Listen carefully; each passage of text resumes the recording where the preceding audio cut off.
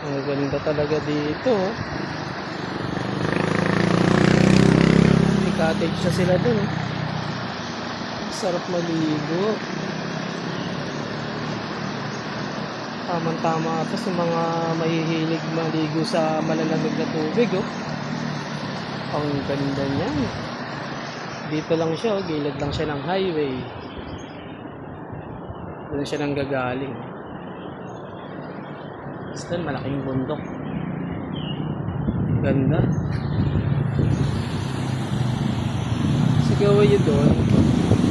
Meron siyang pahinan, kaya lang parang wala siyang benta ngayon. Malapit lang siya doon sa may Little Baguio, nakahinan.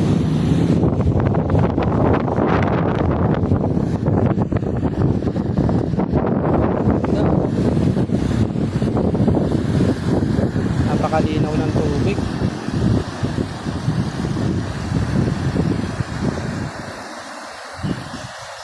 Sa mga mahihilig mag-rides dyan, no?